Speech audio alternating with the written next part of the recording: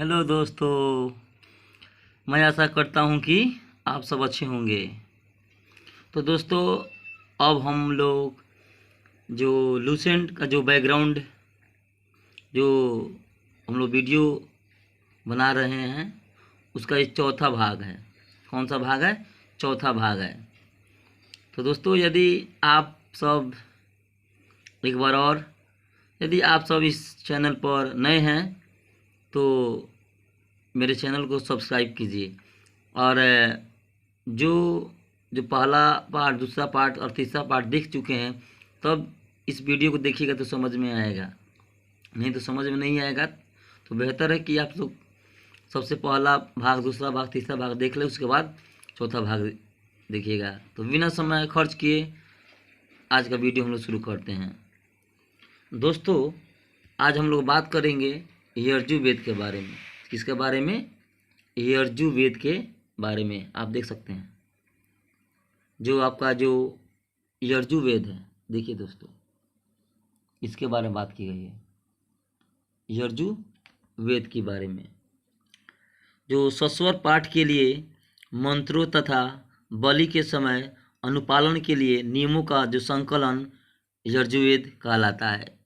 पूछा जाएगा यजुर्वेद किसे कहते हैं? तो सस्वर पाठ जो है ना, जो सस्वर पाठ के लिए मंत्र की बात की गई है, यानी मंत्रों की बात की गई है, बलि की बात की गई है, और जो नियमों का जो संकलन है उसे हम यजुर्वेद कहते हैं। क्या कहते हैं? यजुर्वेद कहते हैं। और जो यजुर्वेद है कि कौन सा? यजुर्वेद। जो यजुर्वेद के जो पाठकर्ता हैं, क्या है? पाठकर्ता हैं, इनको अध्वर्यु कहा गया है। क्या कहा गया है? अध्वर्यु। यानी यजुर्वेद के जो पाठकर्ता है, इन पाठकर्ता को अध्वर्यु कहा गया है। क्या कहा गया है? अध्वर्यु कहा गया है। दोस्तों, क्या कहा गया है? अध्वर्यु। पूछा जा सकता है जो नियम, यानी यज्ञों के नियम, देख लीजिए, जूम करके दिखा दे रहे हैं।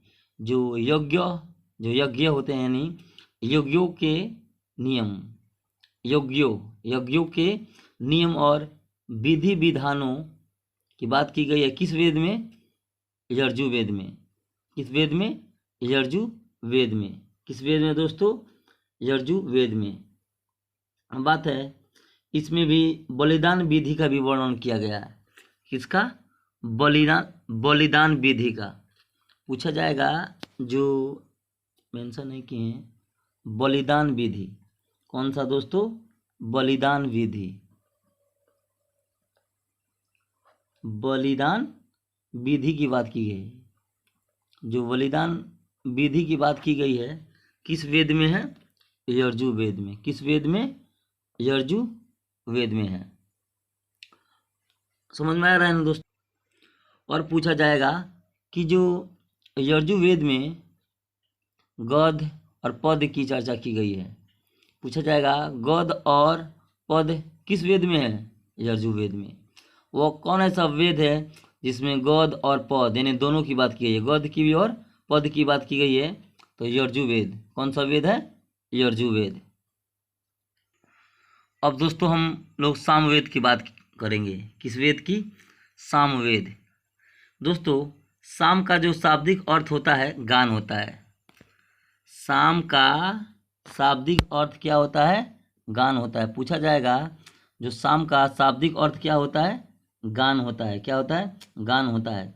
इस वेद में जो, यानी सामवेद की बात की गई है, इस वेद में मुख्यतः यज्ञ, किसके बारे में?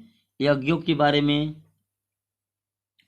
और उनके जो अवसर पर गाए जाने वाले ऋचाओं, यानी मंत्रों का संकलन है। पूछा जाएगा जो यज्ञों के अवसर पर गाए जाने वाले ऋचाओं का संकलन किस वेद में है? गाए जाने वाले ऋचाओं यानी मंत्रों का संकलन किस वेद में है?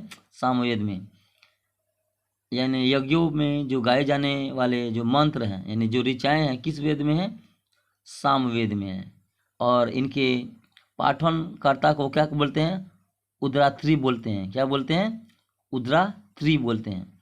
सामवेद के जो पाठन करता है उसको क्या बोलते हैं? उद्रात्री। क्या बोलते हैं? उद्रात्री। और उद्रात्री को भारतीय संगीत का जनक कहा गया है। पूछा जाएगा कि भारतीय संगीत का जनक किसे कहा गया है? उद्रात्री को। पूछा जाएगा भारतीय संगीत का जनक किसे कहा गया है? उद्रात्री को। किसको?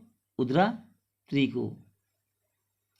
अब है दोस्तों, और पूछा जा सकता है कि जो इसमें सूक्त है, सामवेद में सूक्त कितने हैं? 1810। कितने हैं? 1810 हैं। लेकिन ये भी क्वेश्चन पूछा जा सकता है, जो इसमें जो सूक्त है 1810 सामवेद में, जो कहाँ से लिए गए हैं? ऋग्वेद से लिए गए हैं। याद रखिएगा दोस्तों, जो 1810 जो सूक्त हैं वो कहाँ से लिया गया है? ऋग्वेद से लिया गया है। कहाँ से? ऋग्वेद से लिया गया है। कहाँ से दोस्तों? ऋग्वेद से। यानी जो 1810 सूक्त है कहाँ से लिया गया है? ऋग्वेद से लिया गया है। अब बात करेंगे दोस्तों, जो इसके संकलन जो ऋग्वेद पर आधारित है। पूछा जाएगा जो संकलन ऋग्वेद पर आधारित है, यानी सामवेद का जो संकलन है किस पर आधारित है?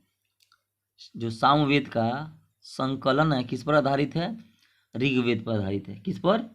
ऋग्वेद पर। अब इधर दोस्तों ध्यान दीजिएगा, जो यजुर्वेद है तथा सामवेद में किसी भी विशिष्ट ऐतिहासिक घटना का वर्णन नहीं मिलता है।